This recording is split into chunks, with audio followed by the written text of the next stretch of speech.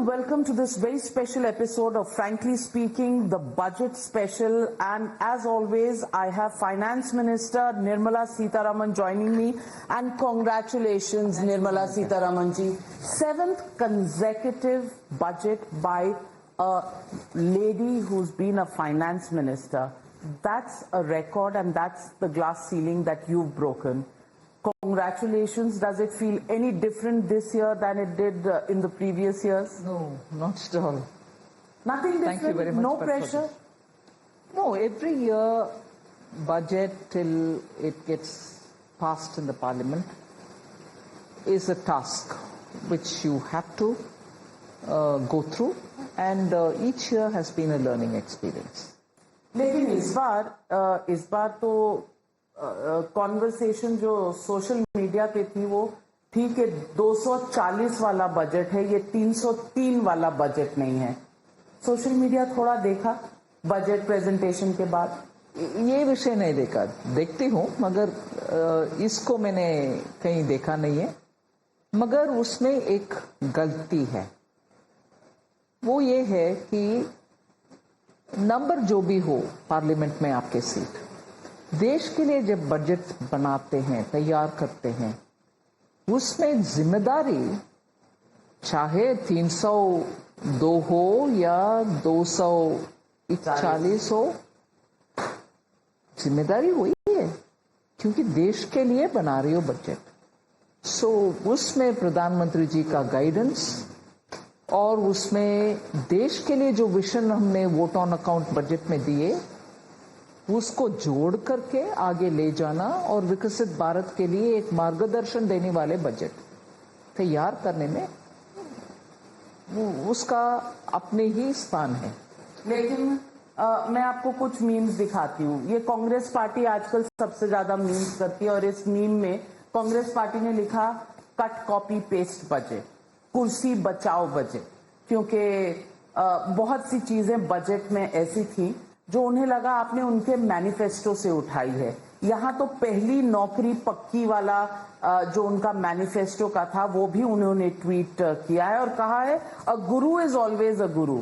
तो क्या कांग्रेस पार्टी गुरु है और बीजेपी चेला है? मैं इसमें अगर सही जवाब देना है तो एक रिस्क है. वो रिस्क है कि तुरंत लोग इसका हाँ देखा फाइनेंस मिनिस्टर कितने अरेगेंस के साथ जवाब दे दिया. ये जवाब और ये रिस्पॉन्स जनता या कुछ लोगों से आ सकते हैं. मैं सिर्फ ये बहुत ही विनम्रता से सबमिट करना चाहती हूँ. कांग्रेस पार्टी का स्कीम घोषणा करना और उसको इम्प्लीमेंट करने में हर तरह का एक्सक्यूज देना ये नया बात नहीं है. मैं एक बार पार्लियामेंट में ये स्पष्ट की है कि हमारी स्कीम है, उसका श्रेय हमें नहीं दे रही हो, ये आरोप आता रहता है कांग्रेस से. स्कीम घोषणा करना एक विषय है, उसको इम्प्लीमेंट सही तरीके से करना दूसरा है, जो क्षमता कांग्रेस पार्टी में नहीं है. घोषणा करते हैं, मनरेगा के विषय में बार बार बोलते हैं ये हमारी स्कीम है, आधार के विषय में बोलते हैं हम ही ले आए, मगर सीएजी के द्वारा जो रिपोर्ट आया मनरेगा उनके कार्यकाल में कितना घोटाले गपलेबाजी सब हुआ, मगर उसी मनरेगा को सही तरीके से बिना उसमें कुछ शक डायरेक्ट बेनिफिट ट्रांसफर के द्वारा अच्छा सा इंप्लीमेंट करने वाले प्रधानमंत्री मोदी जी है. सो करते जाओ घोषणा. पर ये तो घोषणा नहीं, ये तो मैनिफेस्टो. नहीं, वो घोषणा के विषय में मैं इंप्लीमेंट करो स्कीम, मगर गलत तरीके से इंप्लीमेंट करो. ये तो हो रही है जो प्रॉमिस कर्नाटका के उदाहरण लीजिए ना, चुनाव के समय में दिया फ्रीबीज इतने सारे, और इंप्लीमेंट करने के लिए जब जाते हैं उनके सीएम के एडवाइजरी बोलते हैं हम इसका फाइनेंस कर नहीं पा रहे हैं, अगर इसको करना है तो डेवलपमेंट एक्टिविटीज के लिए मेरे पास पैसा नहीं होगा. डिप्टी सीएम भी वही कहे, एडवाइजर भी वही कहे. सो कांग्रेस का मैं ये कर्नाटका के उदाहरण दे रही हूँ. और दूसरा ये भी कह रही हूँ इतने सारे अच्छा घोषणा करके आपके कांग्रेस चलाने वाले सरकार कर्नाटका के अलावा तेलंगाना में है, उधर इंप्लीमेंट करके दिखाओ भाई। हिमाचल में है, उधर भी इंप्लीमेंट करके दिखाओ। जहां सरकार में है उधर कोई काम नहीं आ रहा इसका, मगर दूसरे के ऊपर आरोप करो मेरा कॉपी पेस्ट स्टिक किया। मैं चैलेंज करती हूं, हिमाचल प्रदेश में छोटा राज्य है, तेलंगाना उससे बड़ा है, आप चूज करो भाई, तेलंगाना में इंप्लीमेंट करेंगे या हिमाचल में। ये घोषणा करना एक विषय है, इंप्लीमेंटेशन के समय कांग्रेस पीछे हट जाती। इम्प्लीमेंटेशन अनदर स्टोरी, लेकिन आइडिया उनका है, ये आप मानते? नहीं, मैं वो भी नहीं मानने को तैयार हूं। मैं बोल रही हूं हमारी scheme completely well thought through है और इसमें कोई प्राइवेट सेक्टर में डाल दिया, हक बना दिया अप्रेंटिसशिप को, है ना। मैं बात कर रही हूं इंडस्ट्री के ऊपर हक बना करके आप लोगों को बेच करके उस इंडस्ट्री में काम करने वाले के साथ रखने के लिए आप ले आ रहे हैं। क्या इंडस्ट्री के साथ बात हो गया है? मेरे से आज पूछ रहे हैं कि इम्प्लीमेंटेशन इसमें कैसे इंडस्ट्री के ऊपर आप इंपोज करेंगे, इंट्रूड करेंगे इंडस्ट्री के HR प्लान के साथ। ऐसे सब प्रश्न आज मेरे से पूछा जा रहा है।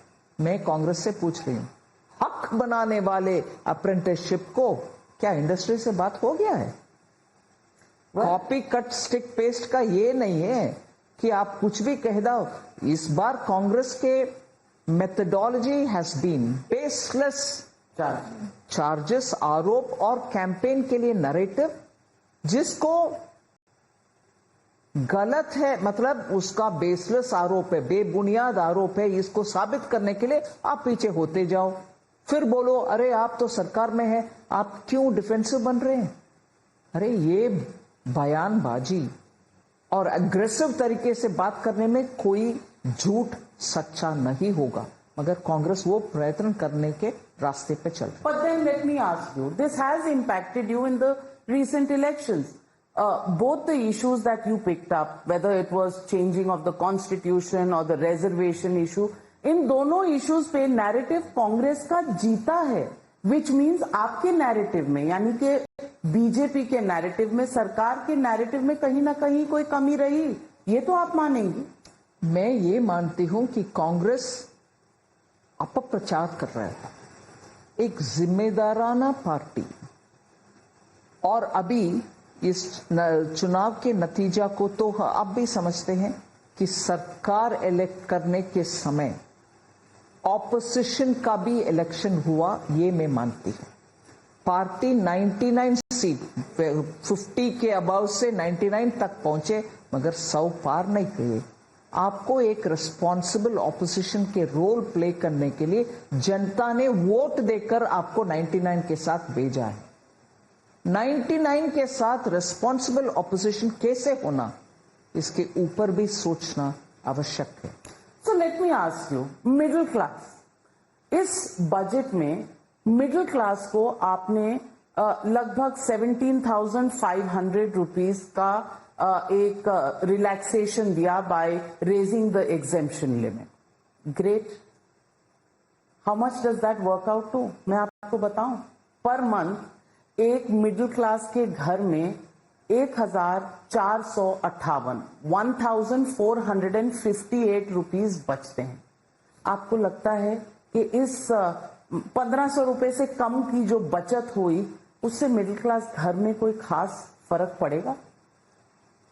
Navika, I respect this issue of middle class should be given some rahat. How much ever I wish to give, I love to give more. But after a point, it's also, particularly when it comes to tax-related issues. That is why, to make a difference to the salaried people, I made sure that the standard deduction will go up from 50,000 to 75,000. Once the tax rates are also being changed, that will benefit even the higher tax payers Because for every 1 lakh, first 1 lakh, first 5 lakh, first 10 lakh, first 15 lakh, the kind of benefit that will benefit even the higher income groups. So, first of all, our intention to give something to the middle class salaried people, I increase this standard deduction. I can do more, I wish to do more, but there are limitations in taxation. How much more can I give is a question that I have to look at. So ideally, yes, I love to give more, but there are limitations. And I have to consider there are limitations.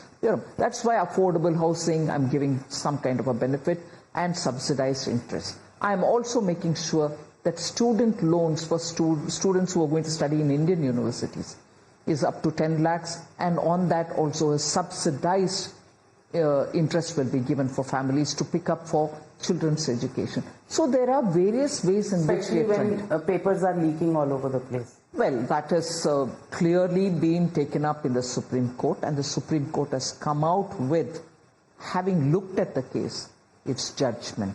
I think we should learn to judge, learn to respect the judgment which has come from the Supreme Court. Nirmala ji, आपने कहा middle class को मैं ज्यादा देना चाहती हूँ, लेकिन सवाल लोग ये करते हैं कि इस देश की 140 करोड़ की आबादी है, उसमें से 7 करोड़ लोग इनकम टैक्स के नेट में आते हैं, जिसमें से 5 करोड़ लगभग, शायद उससे कुछ ज्यादा ही, सिर्फ रिटर्न फाइल करते हैं, टैक्स नहीं देते। यानी कि पूरे देश के 140 करोड़ लोगों के बिहाफ पर अगर कोई टैक्स दे रहा है तो वो 2 करोड़, लगभग 2 करोड़, शायद उससे कम लोग।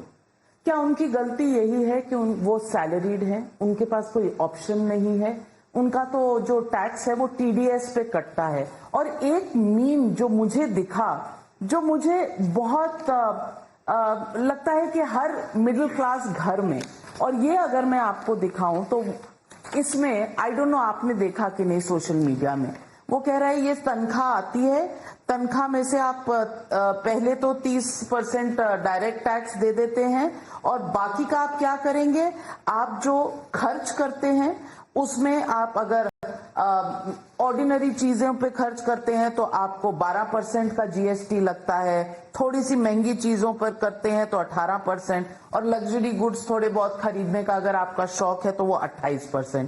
तो ये सैलरी यहां चली जाती है, और यहां पर आप जो इन्वेस्ट करते हैं तो अगर आपके लॉसेस होते हैं तो सरकार आपको कुछ नहीं कहती, लेकिन अगर आपको फायदा होता है तो आप 20% टैक्स दे दीजिए यहाँ पर, या 12.5% जो आपने long term capital gains tax लगा दिया है।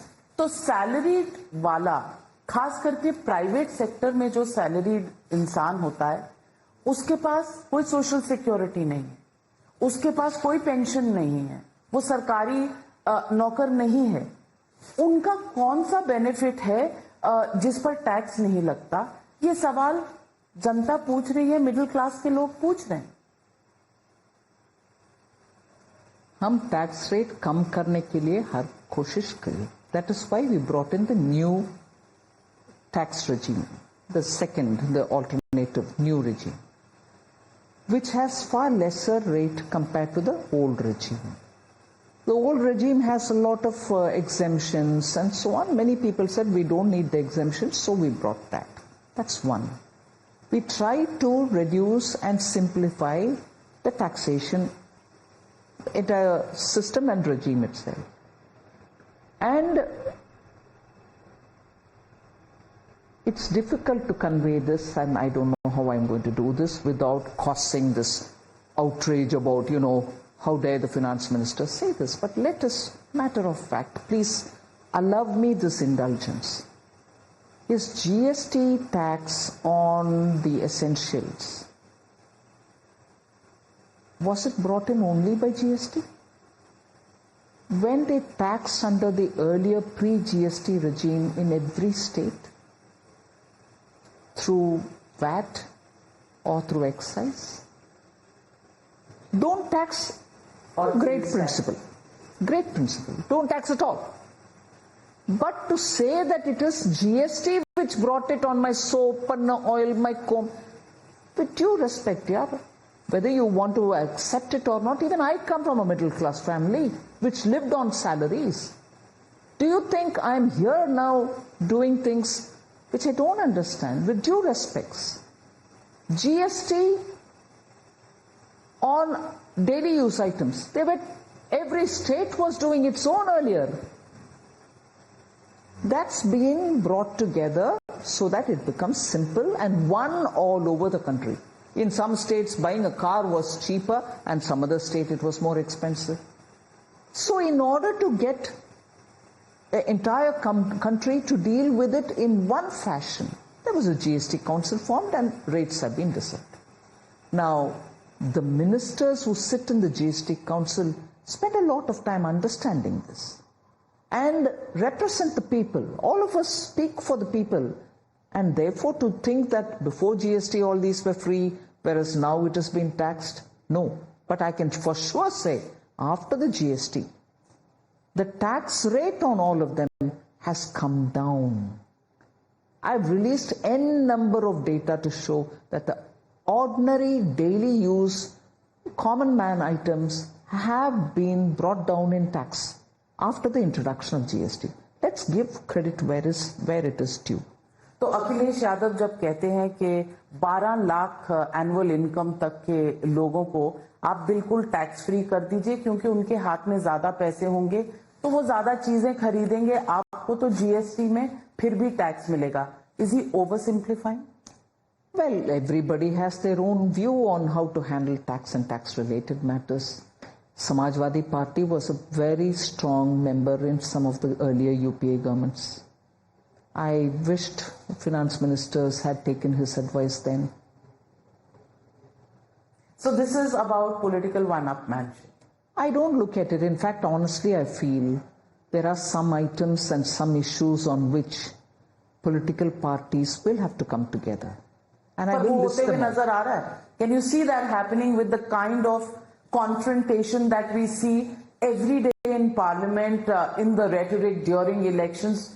Do you see any consensus building, taking the country forward kind of activity? Because many political parties are deciding not even to participate in the Niti Aayog meeting on 27th. Mamata Banerjee is going to come because she wants to fight with the central government क्योंकि आप उनको पैसे नहीं दे रहे. With due respect, I admit that is a good position to take, because Niti Aayog like forum, where the Prime Minister is the chair, is a very good forum to come and speak about the issues that you think are important for the state.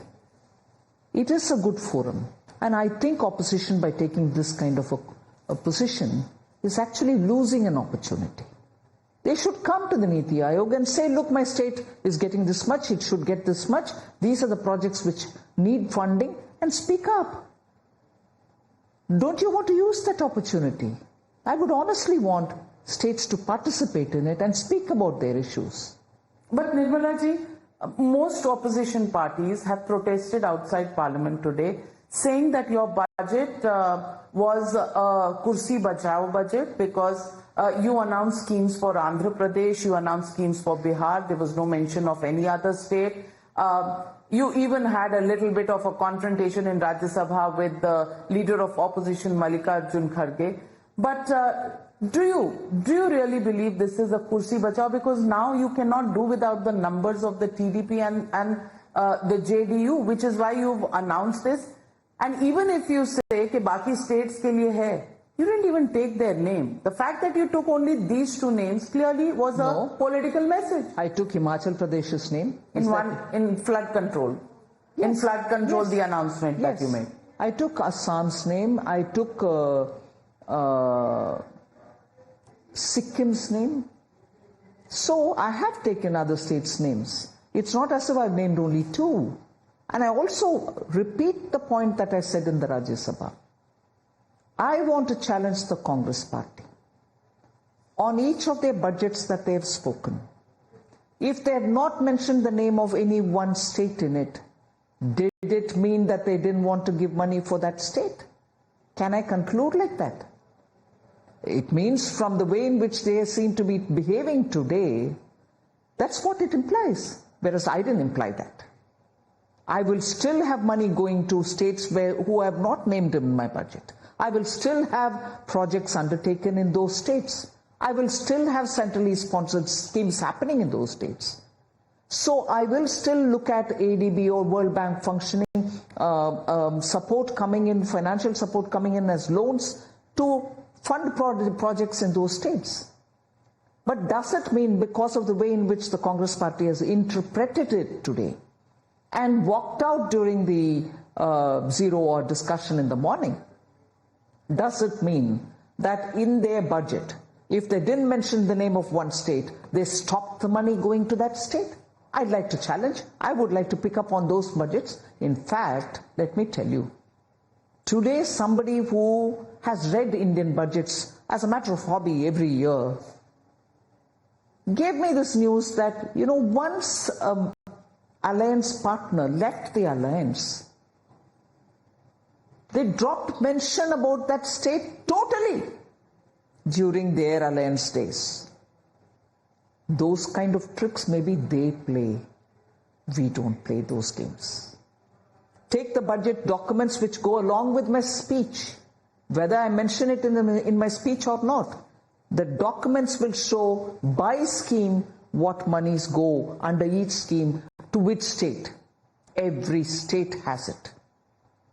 Every state gets projects funded and monies go, whether I mention them in the speech or not. And that's why I took the example of Maharashtra, where a big project, a seaport, which actually this country deserved to have for the last 70 years. One of the biggest projects, and the best draft is in that port. It should have been built 70 years ago. India would have had great advantage. Vadavan port in Maharashtra. Did I mention it in my vote on account? Or did I mention it now? I didn't in either of them. But the cabinet has given an approval to build one of the biggest port for India in Vadavan, 76,000 crores. You can always say, now, you didn't mention, but did money get stopped? That's an election-bound state. So I will again be political and say, Maharashtra ko aapne diye kyunki wahan election hai. Please have your team to look into the budget documents and tell me which state has been ignored. Tamil Nadu says they've been ignored. West Bengal says they've been ignored. Telangana says they've been ignored. Karnataka says they've been ignored. Especially the Karnataka chief ministers even said that you come to the Rajya Sabha from Karnataka and you've got nothing for Karnataka in your budget. I would want each of them to please look into the budget documents and see if there is anything made as provision for those states or not. I think they're just being unfair in misleading and putting forth a misleading argument or a narrative and confusing the people. A responsible opposition. I recall my words. This election has seen people of India elect a government as much as elect an opposition. An opposition which has been given above 50, which was the earlier position, 99 seats, to be a responsible opposition. But what they are doing today, by doing all these baseless arguments and putting forth unsubstantiated allegations, they're doing a disfavor. Why do you think they're targeting you? Is it you or your party? Targeting me. It is targeting this government. And why do they do it? They just don't like Prime Minister Modi. It's a visceral hatred. And therefore anything that he does for this country is unacceptable for them. There cannot be a greater petty-minded opposition than what the Congress is. It's a sad state. I wish the party rises from that kind of a pettiness. But maybe a bit too much to expect, because let me recall, when Congress was in power, the pettiness was shown against a state, Gujarat, and against the chief minister of that state, Gujarat, and the central agencies were used to undermine the chief minister, undermine every minister there. It is that attitude which continues even today, in spite of people punishing them with 55 seats last time. So then is it payback time when ED and CBI go after the opposition? Not at all. We have stated it publicly that our fight is against corruption in this country and we'll go after black money wherever it is. And therefore they are out there doing their job. We have not made them a caged parrot like the way CBI's chief during UPA's time commented about himself. But the washing machine perception hurt you in elections. That's a different story. Anything can hurt anybody in elections. I'm not going to go by it. But is it not true that the black money, fight against black money is being taken up by the agencies under this government because they've been given the freedom to do what is lawfully got to be done? But that's again, takes me back to all the comments on social media which says, आप ही ने promise किया था, आप काला धन लाएंगे और salaried class को honor करेंगे because they are the real patriots. And what have they got? They've got an increase in long-term capital gains tax, which has gone up from 10% to 12.5%, which means anybody who invests in the market, and you know there are a lot of retail investors in the market who invest in mutual funds, उनके tax बढ़ गए, उनके पास pension का cover नहीं है, उनको आयुष्मान भारत नहीं मिलता, उनको गरीब कल्याण योजना नहीं मिलता, उनके बच्चों को आप लोन में भी सबवेंशन नहीं देंगे, लेकिन उनका टैक्स बढ़ गया. और दूसरी तरफ long term capital gains tax has also come down from 20% to 12.5% in the assets segment, but indexation has been taken away.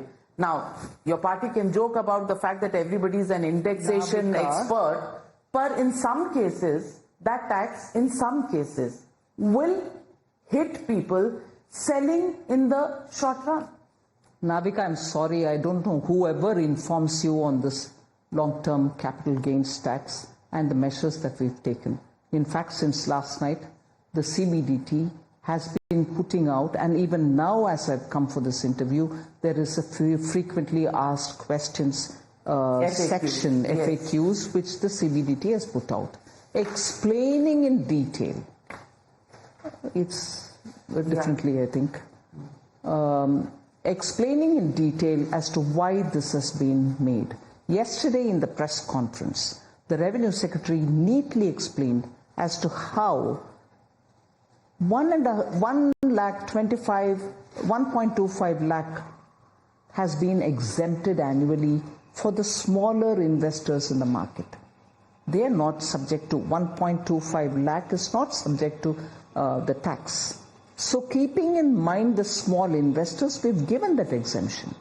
But as Revenue Secretary rightly explained, majority of them who are earning big amounts out of it are the ones who will be paying 12.5 rather than 10 now. And the indexation removal has been explained very clearly with case instances. So many cases have been shown as those which we studied before we brought this, so that people will pay lesser than what they have been paying even with indexation.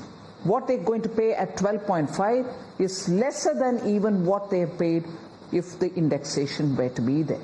So enough work was done in consultation with people who advise us on these matters, and it has not been brought in thoughtlessly. And today and since last night, the kind of explanations that we are giving to dispel all these quick fix answers people have given, which are not right. I would want everybody to please go through the explanations, the clarifications, the FAQ, which the Income Tax Department, the CBDT, has put out. Then you'll know that it is certainly not going to hurt most people. There can be some who are, getting that benefit at a higher level, but certainly not the middle class, certainly not the poor, small retail investors. I can assure you on that. Enough and more work was done with instances of what if the price is now here, what it was purchased so and so here. We've done all that and we've put it all out. So you're kindly saying have a look at it. I looked at it. It was done. Let me assure you with this one line. It was not done for revenue considerations. It was more an exercise to simplify the entire long-term capital gains and also to make sure all asset classes are treated similarly. So you're saying there's no relook that you're planning on this issue? It is now a property of the Parliament. I can't comment on it beyond this. Because there are some people who have said that while you're treating, the appreciation, there is no indexation on the basis of the real value because inflation hasn't been taken into account in the period that an asset was bought and when it is being valued today. Getting a sale. Getting a sale today. Number one, the issue of inflation has not been looked at, and the second, the cost of money, which means most people who are buying assets like a home or something will take a loan, and there is an interest burden that they will carry. Some of those people, and they might not be the super rich in the highest tax bracket, have put this out. I'm only bringing to you Sawal Public Ka. Absolutely no harm in asking, and I'm willing to answer every question. Sawal Public Ka, and my answer is also for the public, and I appreciate you asking it. But I'm saying please go back to look at the FAQs and the issues which have been given clarity through the CBDT. Well, so let me also ask you, Mr. Chidambaram, your predecessor in this very building, not block, says that you're very happy. He's very happy that you were reading his and his party's manifesto, where you picked up the ELI, the internship. On the internship issue, and he says angel tax that was removed was also their idea in the manifesto. Really?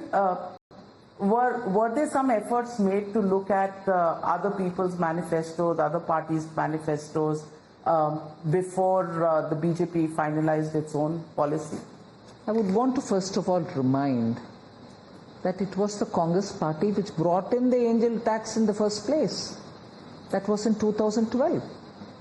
And they were there in power for 2 years after that. This removal which we are doing now, they should have removed it much before they went away. So it's very nice for the Congress party to remind me saying, we said that this should be removed. So in fact, there was a tweet, I think, saying it's an exploitative tax. It should be removed. My question is, who brought the exploitative tax in the first place? Who brought it in? Congress party. Before 14, you could have removed it before you went away.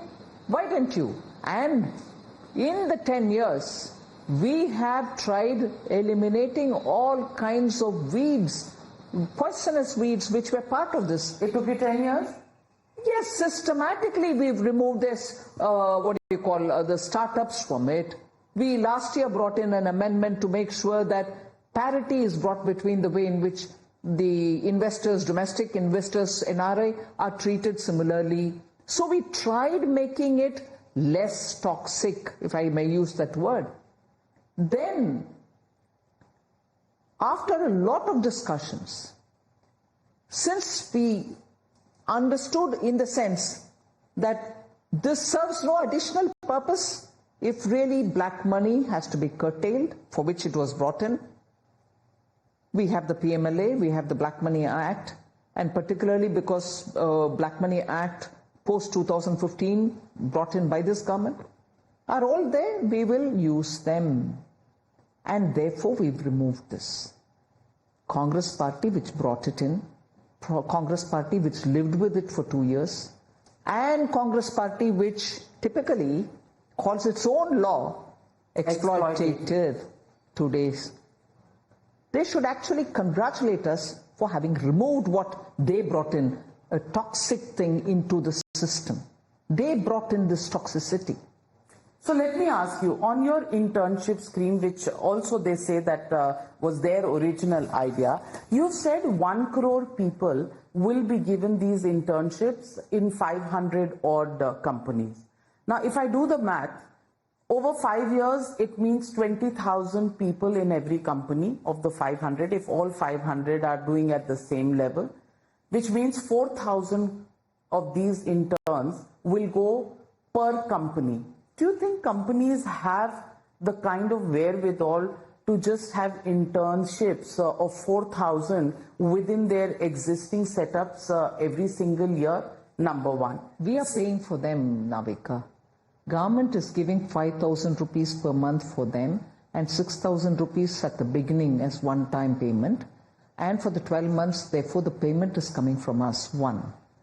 So for them to host somebody who's going to be an intern for whose payment is being given by the Government of India, I'm not saying, oh, it's an easy adjustment. Companies will be nudged to do this because it is these companies which often tell us that they are not able to get employable skilled people, industry-ready qualified people.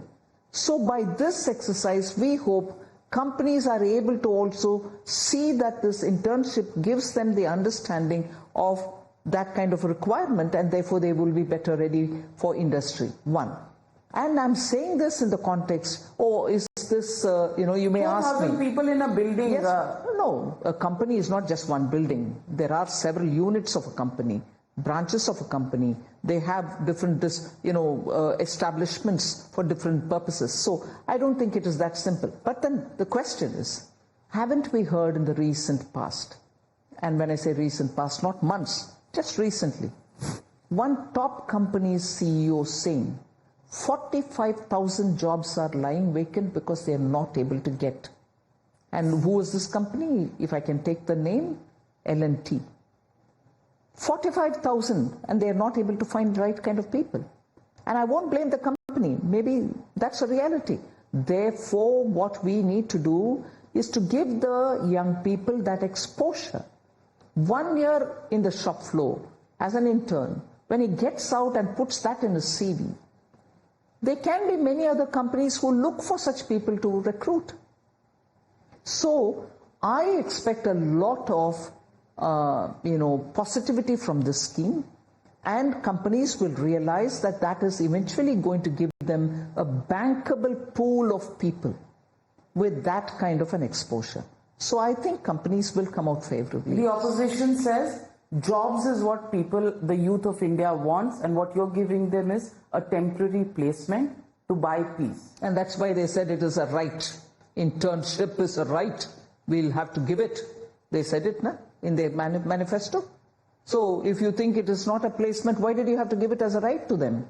So you were cheating, were you not?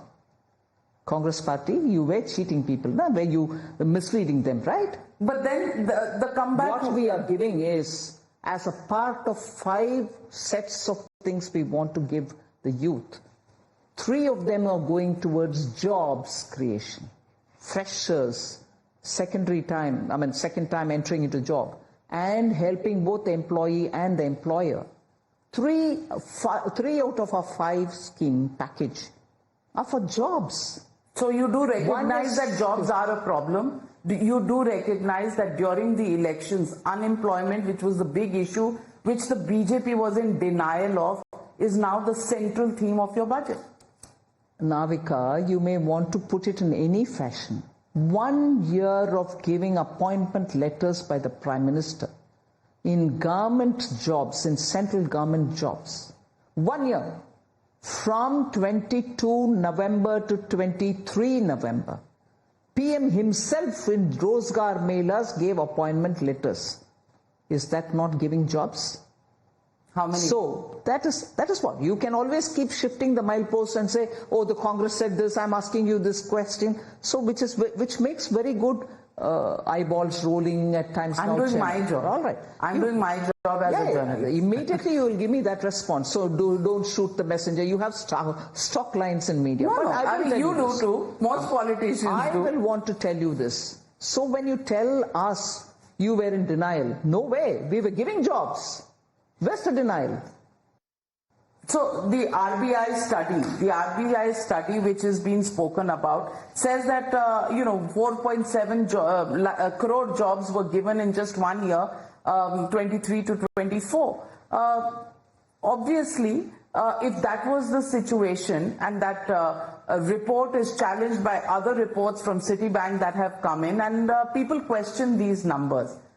My question to you is, when will we have authenticated data that we can rely on that gives us the real picture? The periodic labor force data has started coming from the government. I think the last 2 years we are regularly bringing this, and it gives a clear picture of jobs. And also the EPFO data, which is available again, which is a very reliable source from the job place itself where the worker goes. So there are data, there can be more, no doubt, but it is not as if there's no data at all. And every time we are looking at formal jobs, let's also remember it is in this country in the last 5 years, because of the rapid rate at which digitalization has happened, there is a higher level of formalization. Many workers from the informal sector are getting into the formal as well. Lots of changes are happening, and therefore at the moment data is coming through from different, from the banks which have lent to them for being self-employed. And when we talk about that, immediately you have a mocking tone coming from the Congress saying, oh, you want everybody to make pakodes. No, every self-employed man does it with pride. So when Mudra loan is given, when PM Swanidhi loan is given, when PM Vishwakarma helps self-employed people who are working with their hands, with minor tools in their hands, these are all aimed at self-employment. They have to also be counted gradually. So jobs are happening. But just not in the formal sector. Also in the formal sector, but many out there in the informal sector. So we need to have a way in which we are able to count them. At the moment we get the figures from the banks as to how many people have taken this loan, so they're running their own business, maybe they have one fellow to help them and so on. There are very many different ways. Startups, unicorns, when did they happen? They're all self-employed. Are they not employing people with them? Are we counting them or not? So. Okay, so let me then tell you, not only Mr. Chidambaram, Mr. Karti Chidambaram also has a point of view. He says your long-term capital gains tax without the indexation is actually an inheritance tax. If that's true, then San Petroda, who you and your party opposed so much, that tax has also been adopted into this. Is Karti Chidambaram right? How will it be an inheritance tax if it is a property that you bought and you're selling it?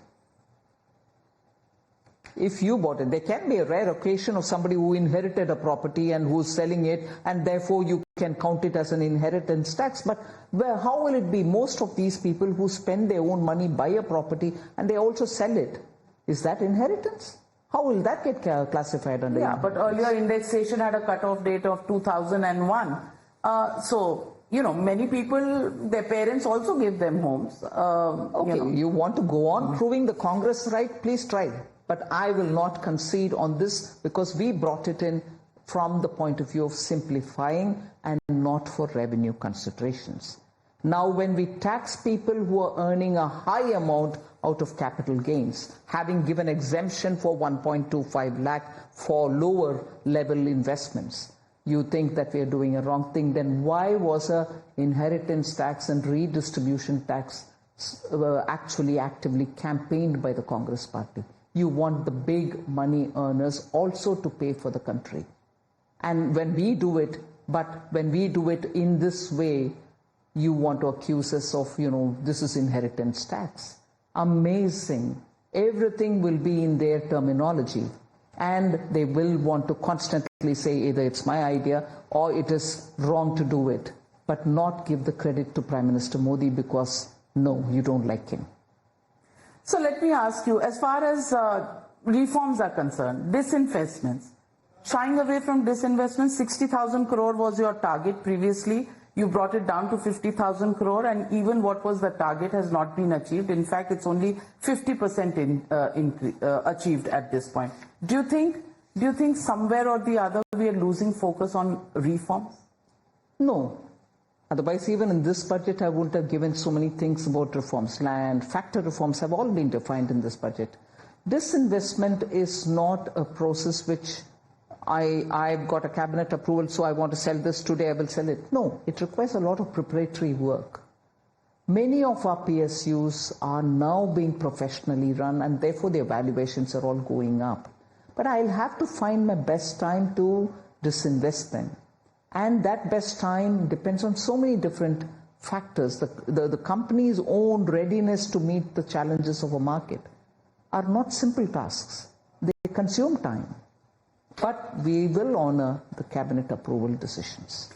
You've also cut the tax rates for foreign companies investing in India from 40% to 35%. Is this because FDI, people say, has been falling, and FDI falling and the percentage of the GDP is an area of worry? Do you think this tax cut alone can once again give it wasn't aimed at that, nor is it expecting a huge flow because of that. FDI come into this country in various different forms, in the sense various different sources invest in India, and we've kept a policy which is favoring FDI because we think India is the place for manufacturing now, and investments should happen in this country. Therefore, the policy, FDI policy, is something which has been every year bettered and improved upon. We are now looking at investments coming for labor-intensive sectors as well. So, but FDI stood at almost $14.5 billion in April 23 to February 24 period. It's down from that level. It's down to that level from $26.7 billion. That's a sharp fall in FDI. FDIs also move based on many other external considerations. Doesn't move just on India's own policy or India's own situation, global situation. But we wanted to be the alternative to China. How far are we from that target? We are still working towards it. That's why you have this growth. You think this growth can be otherwise achieved? Growth in the economy, but there's no growth in the FDI. And how will we become an alternative to China unless FDI increases? Today, domestic investments are also happening in a big way, and we want to recognize that or not. You quote me the FDI numbers, I also tell you about the investments within the country, the retail participation in the stock market. Are these not factors which will promote investment within this country?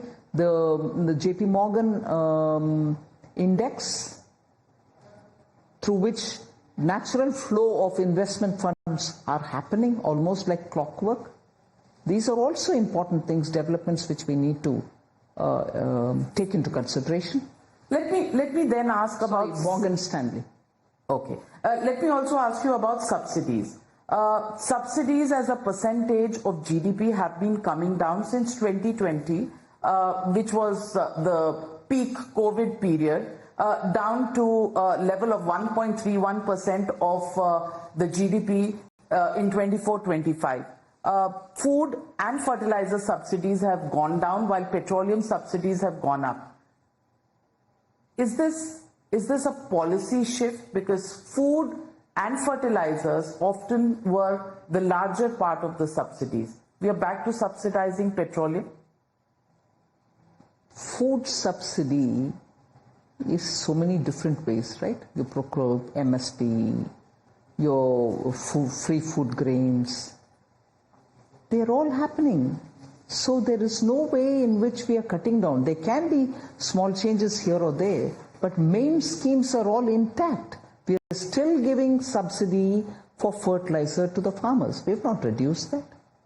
But that rise in the fertilizer price which happened post-2020 is not the rise now. So we don't need to pay that much for a price which has come down. So you're making a saving there? Yes. So it's not the quantum of subsidy, it's the value at which imports were being done. Imports were happening. There was a time when it went skyrocketing. I would have compared it for the per bag price which a farmer pays and the actual per bag cost with which we are importing. So these differences also have to be taken on board before thinking that every reduction means the end beneficiary is paying more from his pocket and the subsidy has been cut. Rahul Gandhi is trying to get, or rather using his offices to get a lot of sympathy from farmers, and today he met in Parliament farmer leaders to discuss legal guarantees for MSP. Do you think once again the farmers' issue is going to put the BJP on the back foot? No, I first of all would want to say, take for example the MS Swaminathan report. When was it submitted? During that period, who was in government? And how long they sat over it? Today they are showing sympathy for farmers. Today they are saying, are you giving as per MS Swaminathan report? I want to ask the Congress, is there no end to your hypocrisy? This MS Swaminathan report was with you in your UPA days. Are you sincerely wanting farmers to be better off? Why couldn't you give it at that time? You sat over that report. But that was then. This is now. You can always say all this, Navika, and you can always say, I'm asking on behalf of the people. Please ask the Congress party this question. Now you're standing next to the farmers and asking this question. Very well, do it. You're in the opposition. But I want to ask them, and I wish media asks them. MS Swaminathan report was very much in their hands for more than a couple of years. No sympathy at that time to the farmers. You explained to the people that emergency was brought by them, yet their narrative that BJP wants 400 seats because they want to change the constitution, that narrative gained some momentum on the ground. I'm asking, what did the media do about it? It's not my job. You are It's fighting not. elections Right. Yeah. with the opposition parties. How is the media supposed to get into it? Of course, media cannot do anything. I agree. So, on the farmers' issue, I'm giving you an answer on the farmers' issue. You come back to me to ask the same question again and again. Please do ask the Congress party. okay, the last MS question. Swaminathan is being raised by the Congress party members even today. Look at the temerity. That report was submitted to their government. They have not done a damn about it then. But today, oh, you're not giving MS Swaminathan. Amazing audacity, I would say. So, Ms. Nirmala Sitharaman, the one very popular scheme that was promised was the Ayushman Bharat coverage to people above the age of 70 years. The provision that has been made by you in the budget has only been revised by about 500 crores for the health department. Do you think you'll be able to, roll out this scheme because that will require 4,000, 5,000 crores? Do you think that's going to be rolled out in this year and the promise will be kept up? I'll have to talk it out with the health ministry to see how they're going to take it up. But no. So you've not provisioned it, but there are several times, for instance, go to looking at Manrega. It's a demand-based. As and when the demand comes from the department, we certainly give it. It's not as if I park the funds ready sitting there. Even at the BE stage, as the year passes by, we'll add. Nobody is denied money once it's made in the budget. The moment the department places that, we'll always... So you'll divert money from somewhere to somewhere else? It's not diversion. We have made a provision, we will give it. Or else I'll go to the supplementary demand for grants during the next session of Parliament and take it from there.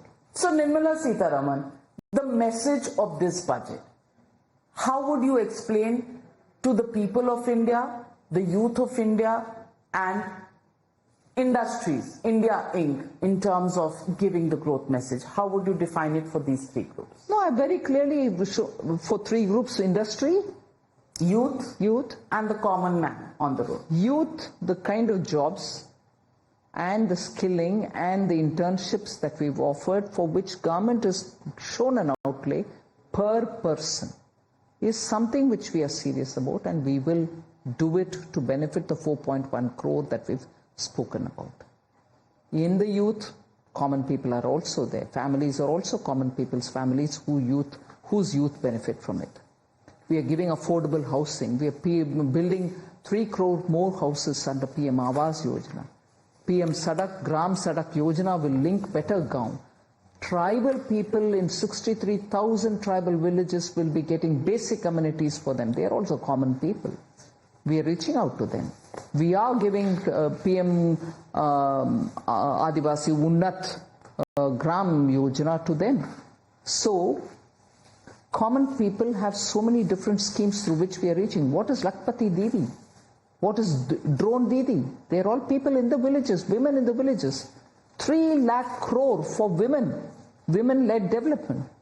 Poshan Abhiyan, for ordinary women in the villages. These are all schemes which are benefiting the common man, aren't they?